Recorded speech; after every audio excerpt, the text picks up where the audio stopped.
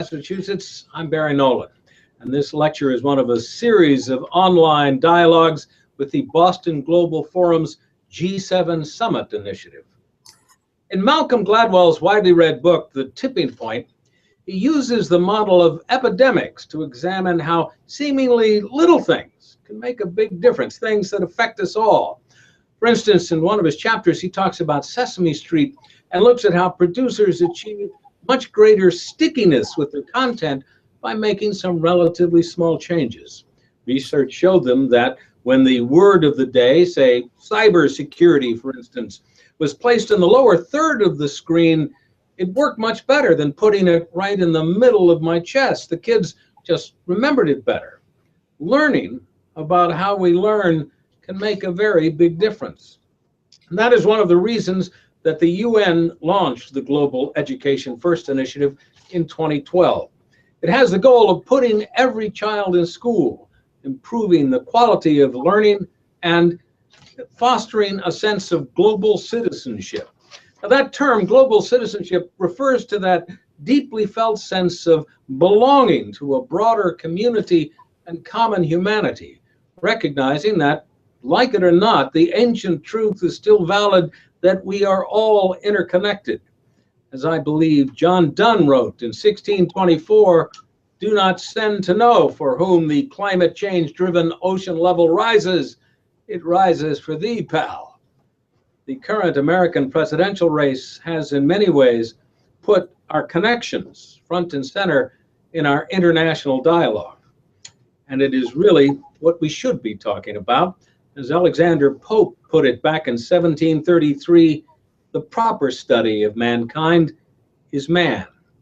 And there are few better qualified to shed light on this issue than our special guest tonight. Dr. Carlos Alberto Torres is a distinguished professor, a researcher and author, a political sociologist of education of the first order. His area of particular interest is the impact of globalization on K-12 through higher education. He's also a guy who gets around. He did his undergraduate work in Argentina, his MA in Mexico, his PhD at Stanford, and his postdoctoral studies in educational foundations in Canada. He is currently the Distinguished Professor of Social Sciences and Comparative Education at UCLA, the chair of UNESCO's Global Learning and Global Citizenship Education, and he is the former director of the UCLA Latin American Center. Ladies and gentlemen, Dr. Torres. Thank you very much, Mr. Nolan. It's a pleasure to be here tonight, speaking from Topanga, California, in a day that is gray and cold, very unusual for California, which shows us that global warming has unpredictable effects in many places. We are congregated here to talk about global citizenship education. And I would love to start with one important statement. I have been writing about this for many, many years, and I have become absolutely convinced that global citizenship education contributes to global peace. So, in essence, I think we are facing a world, and we are at the crossroads of civilizations, in which a number of problems, if I may speak in religious terms, I will say sins of humankind, are deeply affecting the way we live and the way we try to prosper, and essentially the way we try to be happy. Let me offer you 5 cluster problems, which, taken all together, explains why we need global citizenship education. The first one is inequality. It is very clear that in the last 60 to 70 years, the degree of inequality has increased in the world. There is a very lovely, very large book by Thomas Piketty explaining why did it happen, and explaining that education could be one of the answers. But we need answers at the level of public policy, and we need answers at the level of citizenship making. Inequality has grown so much that few individuals now hold the wealth of many countries combined. And that was absolutely unexpected at the end of the Second World War. In fact, the end of the Second World War, after fascism was defeated, produced a sense of optimism which percolated through all sorts of levels. It percolated because reconstruction after the war will demand resources and people will go to work. It percolated because people who have survived the war were ready to start a new life, having defeated one of the evils of humankind. It was also enthusiastic because after the Second World War, Europe was ready to reshuffle the deck and recreate in a different understanding of relationship among countries. You have to remember that a lot of the great wars in the 20th century were very much connected with Europe, either among the countries or in the question of fighting for the colonial perspectives of many of the colonialists in Europe. So it was a time of optimism, but it was very clear that income distribution was not as unequal as it is now. So I think that would be my first point. In order to solve some of the problems of inequality, we need to develop a very robust model of citizenship and a very important international model of global citizenship. But there is more. Poverty is another of the great cluster of problems we are facing today. The World Bank has indicated in its last report about poverty that 1/7 of the world, that's essentially 1 billion people, live with an income under $1.25 a day, which for some of us could sound absolutely incredible in the developing world, but in some part of the world, it is not. There's a third element which I think has created a much more complicated scenario, and is what I will have termed in many of my writings neoliberal globalization. Neoliberal globalization is based on two principles, which are difficult to accept per se. One is that public policy has completely failed and the solution is to privatize everything. And in that context, one of the main principles of the nation state, which is to protect the common good, will be deeply affected because the common good will be undermined by individual interests. The second element is the question of possessive individualism. The idea that individuals possess qualities, possess talent, skills, dexterities, and these are absolutely their own doing, that they owe nothing to society and nothing to anybody. I am an individual who possesses qualities, and therefore it is up to me to develop these qualities and enjoy life appropriating the resources that this quality permits me to appropriate. So what happened of those who never had the opportunity, or then never had the access, that never have really some of those qualities? What's going to happen to them? And the answer in the traditional welfare state was, well, the welfare state should procure elements so those who have never had the opportunity have the opportunity. Those who don't have the same talent that everybody else could live a reasonable life. So essentially, there was an element of organized solidarity. When you have this idea of possessive individualism, the idea of solidarity disappears. It's me, only me, and it's only for me and my family.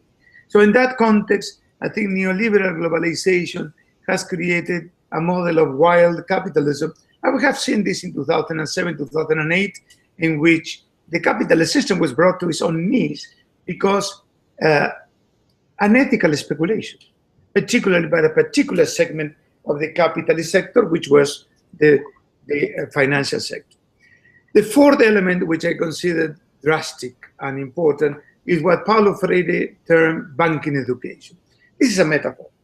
It's a metaphor in which you kind of open the heads of people and drop knowledge in that head, tell them exactly what to think, turn the head around and expect that this knowledge will produce dividends as if you put the money in the bank. The banking education was an authoritarian model. It is still an authoritarian model in which education becomes essentially connected with the way the teachers work, and not so much in terms of how the students interact and what they expect to receive. The student knowledge, the idea that they bring knowledge to the classroom, their voices, well, they're all neglected in many places. So I think that banking education is another of these sins that we have to preclude, we have to avoid. And one of the principles which was developed by Dewey and Freire and other great philosophers is a student-centered model. And I think we need to consider that very seriously. But a student-centered model that is not only about cognitive learning. It has to be about holistic knowledge. We all enjoy music. Why not to teach students more music, more art? Why not to teach them to observe their own feelings, their own desires, their needs in terms of human beings? If cognitive knowledge is all what matters, then we are diminishing the quality of human beings. So I think banking education lately has focused more on cognitive knowledge and the survival of the fittest. We need much more than that. And let me conclude with the fifth cluster problem of global peace, which is predatory cultures and the destruction of the planet. So what we are observing now is a planet that is being attacked because individual interest is predominated over the interest of the planet. But the planet is our only home. The planet has to be preserved. Predatory cultures take advantage of the planet, and the planet has rights. So we're now in a situation, and there are countries that are beginning to take some steps. Ecuador, for instance, I'm a Latin American expert. In Ecuador, nature has rights that individuals can invoke on behalf of nature and take the defense of nature into the court system. Not long ago, a year and a half ago, a group of indigenous women in a particular part of Ecuador defended the right of a river not to be polluted by mining companies. And it went all the way to the Supreme Court, and they won. On behalf of nature, the river could not defend itself. Individuals defended the river. Imagine what could happen if we begin to defend nature and how we can live a much more pleasant life. Not far away, and I live in one of the richest areas in the world, not far away, a well of gas began to leak. The gas company took 3 months to alert people. In the meantime, thousands and thousands of families become ill, and nobody knew what happened. And some people who had some illnesses contracted others. So finally, it was discovered, and it took months to seal that particular well. But imagine, just one particular disaster ecologically could ruin our lives. Fukushima is another element in this conversation. So as I have spoken about problems, let me see solutions. I think global citizenship is a form of intervention in linking citizenship with education for sustainable development. These two elements are important because now we are becoming more interdependent, more diverse, the borders are more porous. There is a deterritorializing of citizenship practices and identities. Everybody now recognizes that there are people with more than one passport, 2 passports, 3 passports, more so in some parts of the world. There are people who speak multiple languages, more so in some parts of the world. There are people who really connect with multiple identities. In a way, all identities are multiple. It's not all about who you are as a male or female, or who you are in terms of sexual preference, or who you are in terms of religion, or who you are in terms of region in which you live, of the language that you speak, of the values that you defend. All of these are identities. Add to that the question of citizenship. Citizenship is another element of identity. So my sense of citizenship is a construction, and this construction is changing, and it's changing because of this mutual interpretation of cultures, of societies, etc. The second argument I will make is that in order to preserve peace, we need to develop a global, democratic, multicultural citizenship. Diversity is the trademark of globalization. And unless we understand that and we profit from the richness of diversity, we'll not be able to prosper as civilizations. And I will also argue that we are facing now a question about cosmopolitanism. This is a term that have been used in philosophy since the Greeks. Even Kant developed a notion of cosmopolitanism. He was very interested that people understand the cosmos in a cosmopolitan tradition. And this notion of cosmopolitanism for Kant was very important because it will invite people to receive other people. He talked about the logic of hospitality. And if you really think of the way in which the world has been formed, is through hospitality. We invite other people in our homes. We feed them. People are traveling long distances. We help them to rest. It's the sense of communality. And that is such an important concept, the question of hospitality. The world is becoming less and less hospitable. And we are now engaging in such a conflict among societies, civilizations, religions, that we may face ourselves in a no-return situation. There is a second element which I think is important for citizenship and is civic virtue. Education for citizenship should focus on the justification of rights rather than on responsibilities. But at the same time, schools, particularly schools, should foster general virtues. Let me give an example: courage, law-abidiness, loyalty. They should foster social virtues, autonomy, open-mindedness. They should foster economic virtues, work ethic, capacity to delay self-gratification like savings, and political virtues, capacity to analyze, capacity to criticize, the ability to participate in the construction of the global commons. We cannot have global citizenship unless we have global commons.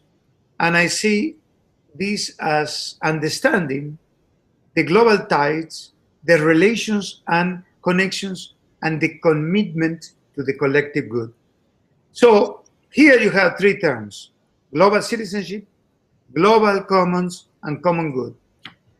To finish this brief presentation, then I could answer some of the questions, because I believe that people will be interested in posing their own questions. I have received already some from the audience. Global commons is defined by three basic propositions. The first one is our planet is our only home, that we have to protect it through a global citizenship, sustainable development education, moving from diagnosis and denunciation into policy implementation and action, the defense of the planet. Secondly, global commons is predicated on the idea that global peace is an intangible cultural good of humanity with immaterial value. Global peace is a treasure of humanity. Here I'm always reminded of the old Greek saying that at time of peace, the children bury the parents, and at time of war, the parents bury the children. I think peace and a culture of peace, a reasonable culture of peace, is absolutely essential for us as civilizations to continue working, to prosper, to engage in dialogue. Third, global commons is predicated on the need to find ways that people who are all equal manage to live together democratically in an ever-growing, and I must say, dangerous, diverse world. Dangerous not because of diversity, but because we are living in a risk society. Diversity should help to prevent that risk to undermine our ability to collaborate among ourselves, to produce, to innovate, to live in peace. So, seeking to fulfill these goals, the third and great global commons is the idea that individuals' cultural interests should be to achieve their inalienable rights to life, liberty, and the pursuit of happiness. Academics sometimes are surprised for new developments in academia. Let me give you my 2 cents surprise of the last 10 years. The growing number of a specialized journal to discuss happiness. What is happiness? How you can achieve happiness? What is the concept of happiness across different religions? The economic returns of happiness. So there's a tremendous wealth of information out there about happiness, which tells me that's another global commons, how we achieve that, but how we achieve that in the context of liberty and life. So let me stop here. It's been 20 minutes. I think I will be more than happy to answer any question you might have as the moderator, Mr. Nolan, and the people that are listening to us. Let me take a look at our questions here. Can I have this time? Yes. Let me ask, one of the things that you spoke about was the changing nature of citizenship. There's a very interesting piece on American's public radio program, Planet Money, the other day, that looked at how a small island nation in the Caribbean, St. Kitts, had decided they were hit by a couple of hurricanes, and they were really in financial difficult straits. And so they decided they would sell citizenships. People, for all kinds of reasons, wanted to come to this beautiful little island in the Caribbean and be able to have a fresh start or spend the day at the beach.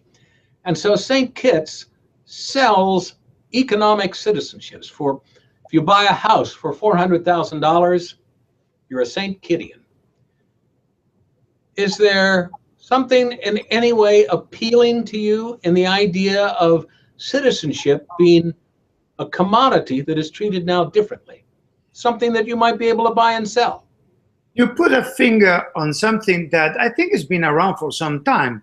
What happened that this small island may have exemplified this to the extreme. But look at what happened. Remember the transition in Hong Kong, in which tycoons full of money did not trust China and moved all the money out to the West Coast in Canada and the US. We all know that in many countries of the world, in the US and other parts, if you are about to make a sizable investment, you quickly get a green card. And after you do that, obviously after several years with your green card, you renew the green card, you will obtain citizenship. It's not that you just sell citizenship, but you create the conditions for people to adopt your citizenship, right? This has been around for many, many years. And it happens because you also have other alternatives with the jus sanguinis and the jus solis. There are places on earth in which if you can prove that there is something in you, either in terms of jus sanguinis, that qualifies to obtain the other citizenship, then you will obtain a citizenship. Spain, for instance, recently discussed the question of redressing inequalities. I don't know if you remember that around 1492, the so-called discovery of America, we had something called Inquisition, which is now being recommended for some of the candidates for the US presidency as an option for some of the policies that are advocating. The Inquisition will get the Jewish people and will force them to eat pork. And if they eat pork and convert, they will then become Catholics. And if they become Catholic, they could remain in Spain.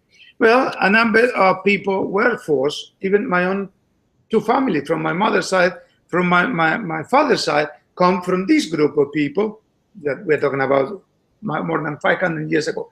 Now, this idea of redressing inequality is that if you can prove that you speak Ladino and or that you have a particular last name which is incorporated in a list of last names of this particular group of Jews, then you can apply for the citizenship in Spain, which I can certainly do if I want to. So selling and buying citizenship is not new. I think the example you gave us was a fascinating example because small is beautiful. And some small countries have no choice to compete in the global competition for resources. That will be an extreme option. But what about the informal economic citizenship with a fiscal paradise? How many of our own co-citizens in this country have put away money so they avoid paying taxes in the fiscal paradise? The fiscal paradises are one of the main reasons we have a serious problem of inequality. And that is a different type of economic citizenship. Let me finish with one statement about what I will call meaning the meaning of citizenship as civic minimums. Bare minimums are necessary for citizenship. That is access to jobs, access to education, access to healthcare, affordable healthcare. Essentially, access to retraining over the lifetime. Those are the elements that constitute citizenship too. Without some of these basics, we cannot have citizenship. And those are the conditions that we are trying to develop in looking at global citizenship education. When you talk about global education, why would we need global education when anybody with a laptop computer and internet access can use Google and find one of your lectures? Well, obviously they don't need to come to UCLA to find me. I'm in the internet like many of us.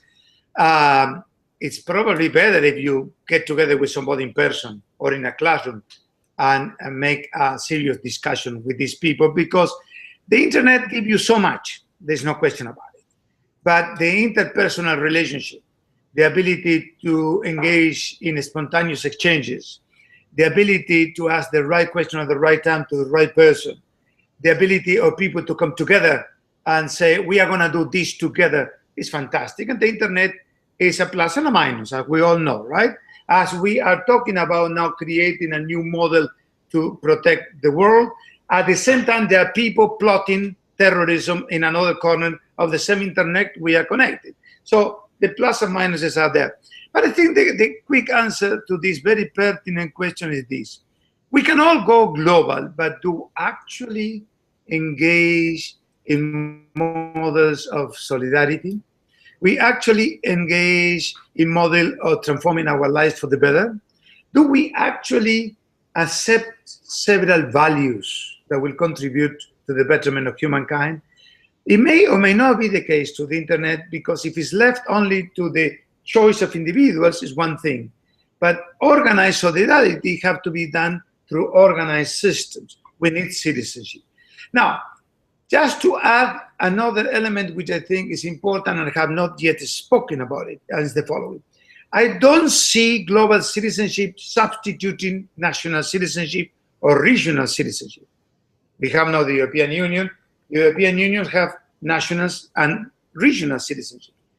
I see not substituting, but as an add-on, adding value to national citizenship. And that means that you will have elements in global citizenship that will contribute to defend individuals in their own turf, in their own nations, when the nation state may not be able to do so. The UN has a responsibility to prevent atrocities with specific populations. Sometimes disorganized states in a civil war, a state which have decided to have a bias against particular population, do not defend individuals of this population, and then we have atrocities, and we know that. Global citizenship education is an invitation for us to defend everybody on their own human rights. You have mentioned earlier terrorism. You just were talking about atrocities. Can global citizenship education be used to reduce the threat of terrorism? And are we losing the battle in what we think of as the civilized parts of the world in pitching our message of global peace versus global uprising? Wells said once that our life is a race between chaos and education.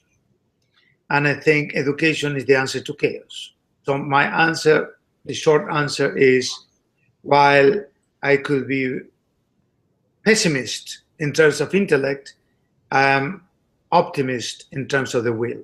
I think that we will, in the end, prevail in trying to create models of organized global solidarity and global dialogue. I think that is absolutely essential. Now, you mentioned terrorism, how we can reduce terrorism. I have here with me an interesting paragraph in a document that I was studied yesterday. Let me tell you what it says. On March 5th, 2012, a non-profit organization called Invisible Children circulated in the internet a 30-minute video about Ugandan warlord Joseph Kony. You probably have heard about this. The purpose of the video... The Lord's Resistance Army? Yes, exactly, the Children's Army. The purpose of the video was to raise awareness about human rights violations, particularly those against children, perpetrated by Kony's Lord's Resistance Army. In a matter of days, the video entitled Kony, 2012, had over 40 million views on YouTube, 30 million plus views in Vimeo, and in the Twitter, more than 10 million tweets.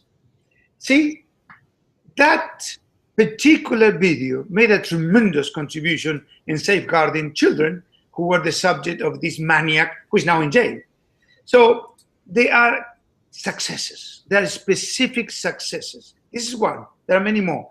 This is a form of terrorism, you see? So I am convinced that applying the proper techniques with the proper values, with the proper individuals in the proper moment, and with the topic that deserves attention, we could make a great contribution to humankind. Those proper techniques and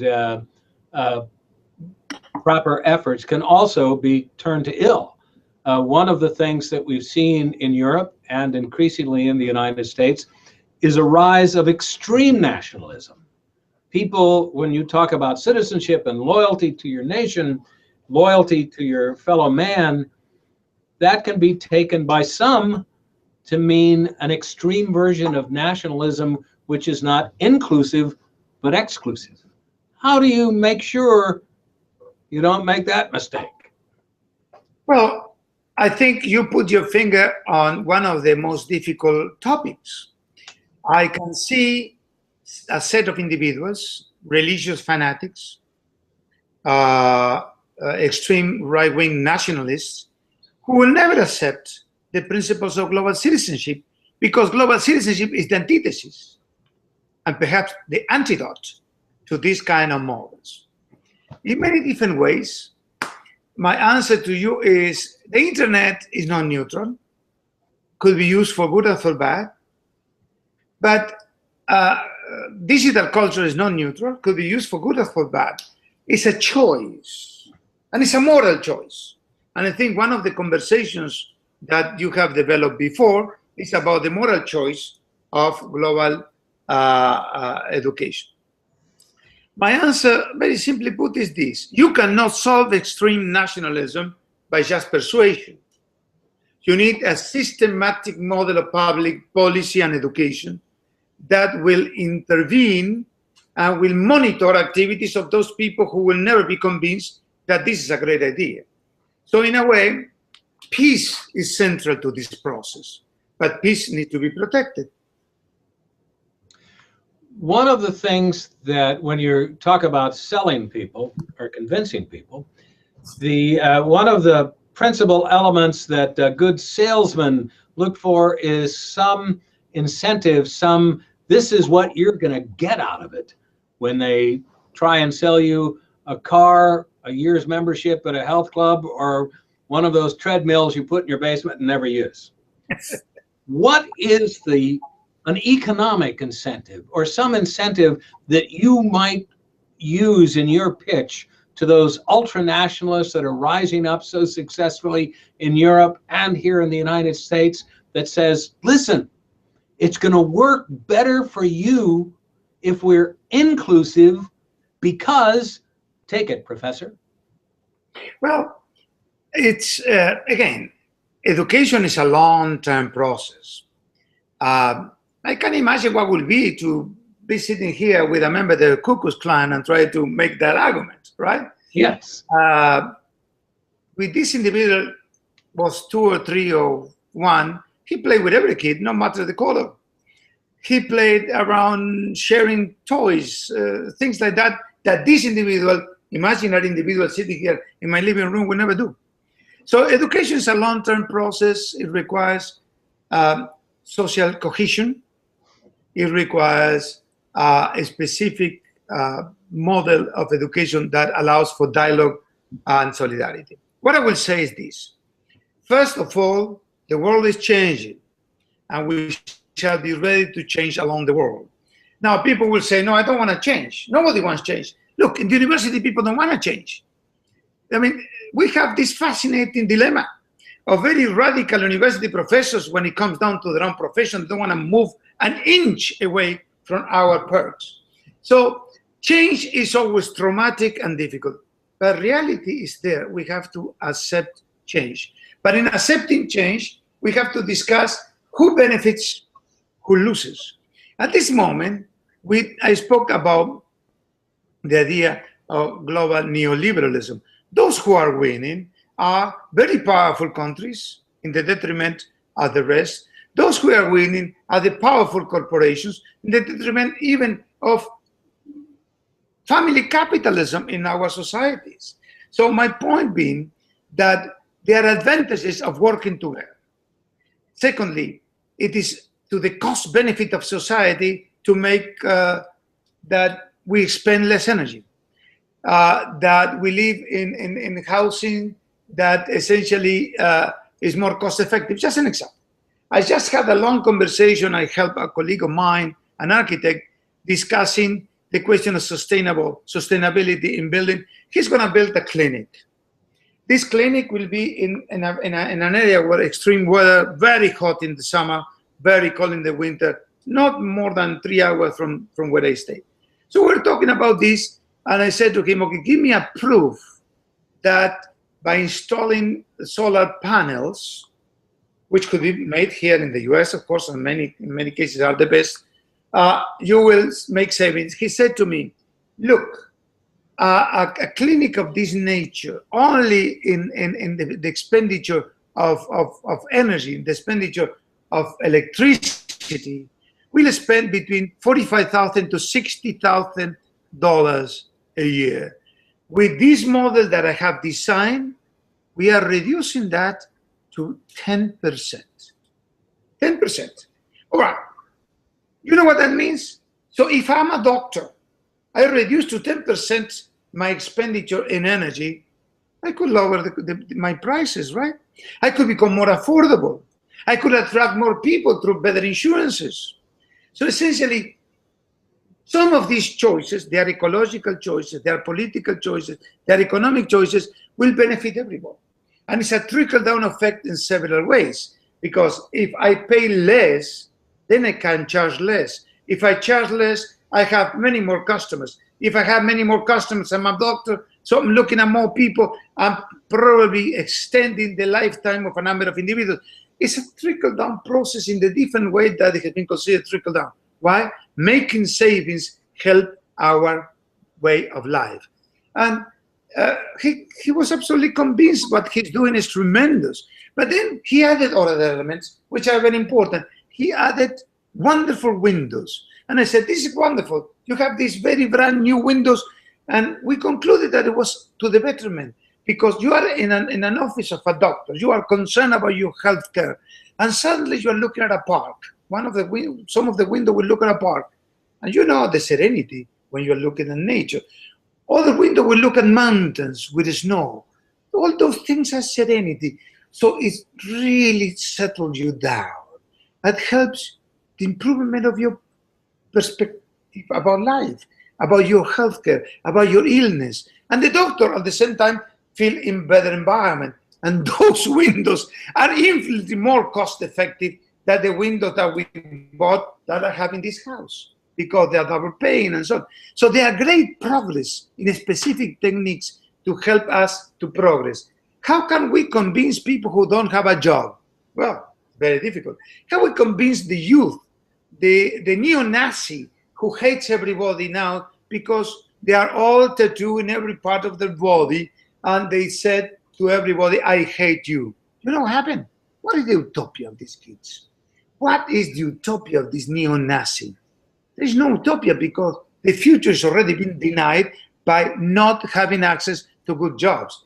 So the quest for jobs is one of the answers to these great dilemmas. And finally, people argue, well, you know, these immigrants, I live in California. We produce probably between 40 to 60% of the produce that is being sold in the rest of the US. You think that the majority of the people collecting strawberries about 20 minutes from my house are American citizens? No, they are not. And they are not because they are being paid a very small salary, although California has one of the best salaries in the country. And it's a very difficult job from 7 a.m. to 5 p.m. It's a tough job to do. It's a tough job to do. People who have other options prefer other options. See, in California, in every single survey, we love immigrants because we need them for doing a number of things that nobody wants to do. And it's a fact. One of the things you've just been talking about is selling people on the idea of saving money. And that's a good, that's a great incentive. That's a great way to sell something. People think, oh, okay, good. But one of the things you talked about earlier, when you talked about protecting nature, protecting the planet, you have to sell people on something costing them money, pollution controls, for instance. Is for advanced countries like the United States, Western Europe, is it a better argument to make instead of talking about the sort of poetry of this nature that we are a part of? Is it better to talk about the economic idea of dealing with what they economists call uncaptured costs? If you pollute my stream and I drink it, I incur a cost because I get sick. If you pollute my air, my children get asthma, and I and all my neighbors incur a cost because they get asthma. Should we begin a larger conversation about the uncaptured costs that are hurting our planet? Absolutely essential. Absolutely essential. I'm with you 100% on this. Let me give a concrete example, and very important. You know what is the great healthcare crisis of our country in the US? Obesity. Obesity. And I live in California, which is a state obsessed with physical conditioning, right? But obesity has all the conditions for us to have serious, serious illnesses. So you are absolutely right. People try to speak about defending the planet has a high cost. And so people will say, well, it's a short-term pain for long-term gain. And in a way, it is. It is. The extension of healthcare will help all of us to get less ill. The cleaning up of the pollution, good water, good air, etc., always to be recommended and not to be suffering. So my sense is that you are absolutely right. There are different strategies. Some of them are more economic oriented than others, but there are many economic interests against it. Particularly the fossil fuel model, the fossils should remain in the ground, should not be collected. Look at what just happened in China. China signed with us this agreement in Paris. And shortly after, they have diminished the production of coal. Of course, 100,000 people got unemployed in the northern part of Africa, in the area connected with Russia. But at the same time, the quality of air improved dramatically in most of the larger cities. So what do? You reorient the labor force that got unemployed. Just to finish with that, one concrete example from one of the richest countries on earth, Switzerland. We all know that Switzerland produces extraordinary watches for centuries. In the 60s and 70s, the Japanese came out with the kind of Seiko model, which was infinitely cheaper to produce, very efficient, not with the same glamour, and that automatically creates a large unemployment in Switzerland, a very rich society, per capita perhaps the richest on earth. 80 to 100,000 highly educated watchmakers, knowing how to work in a very small space with very small amount of material, got unemployed. They couldn't compete with the They compete later on, but in the first 10 years, they didn't know what to do. So they retrained this labor force, many retired, of course. They retrained the labor force to work in other areas. Switzerland began to develop, they had enough capital to do this, all these particular micro elements that we incorporate into our bodies, pacemakers and other parts that you do. And what they did, these are many small things too. They retrained these guys who knew how to operate a little watch inside a camera, which is 1/3 of an inch by 1/3 of an inch, for an implant that will go in our bodies. And they were retrained very well. And a new industry was born. And now all this medical equipment is done in Switzerland because they had the manpower. So the question is not how many people will be unemployed. The question is, there will be people unemployed. Have you retrained them into a new orientation, a new life? And how you support that retraining financially? If you unemploy people, you let them out there in the cold, that creates a lot of animosity. And then you have these people claiming against the immigrants, against the government. What we are seeing now in the US is a vote of rage. People are voting not with their heads, but with the heart and the range for what they perceive their country is being taken away from them. Seems like they're voting with their spleen. We're having a difficult time sorting out who we want to have as our next president. It's giving people a rash just to have a regular election. How would we go about choosing how to govern something like the global citizenship education? What would be, would it be like a UN? What would be the thing that gave it direction, that exchanged ideas, that began to develop programs that were for mutual cooperation?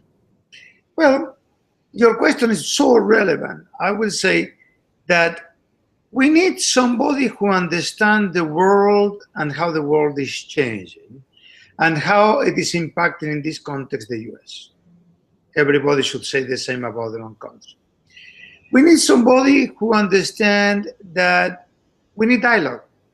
Citizenship is about dialogue, and it's about conflict resolution.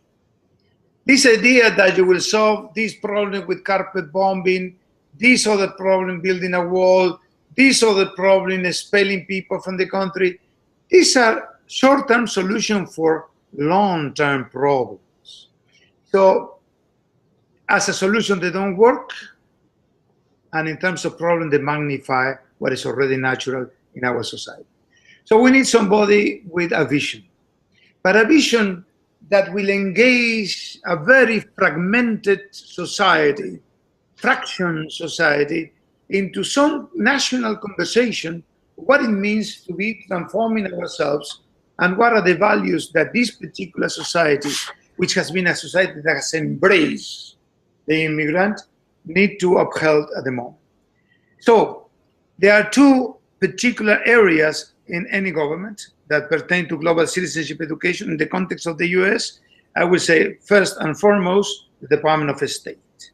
The Department of State, that's where we have the UNESCO Commission for the US. The Department of State plays a major role in creating the conditions for dialogue across countries, for conflict resolution, putting down a fire if needed, or eventually come up with a proposal to attack a particular problem that seems to be too resilient. And the Department of Education. The Department of Education is not in charge of educational policy in this country. We are different than the majority of the world. Consider France, highly centralized. What the Ministry of Education says and does impact the country. We have 50 states, and we have an office with a budget, an important budget, that could make a big difference. If the Department of Education in the US decides to invest in citizenship building and incorporate to the question of citizenship building, which is a combination of civics and more elements of conviviality, then we probably have a chance. But to do that, we have to have at the helm of the country somebody who understands these international relations and who understand the value of a culture of peace. Can global citizenship education also contribute to a solution to one of the other really big problems that we don't talk about perhaps as much as we should. One of the things that the Boston Global Forum is trying to talk about, the issue of cybersecurity, something that now is mostly annoying because people steal your credit card, but certainly holds the threat that it may in the near-term future involve power systems, water systems, nuclear plants, all kinds of things that are very scary. Well, I think I'm scared. I'm personally very scared of this because, you see, let me go back for a second to a recent past. The recent past was the Cold War. I'm not going to justify nothing. I'm just saying the deterrent policy worked.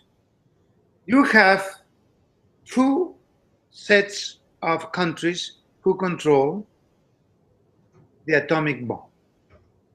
And you know that technically we have now the technical condition to destroy our civilizations if we unleash an atomic bomb, a set of atomic bombs.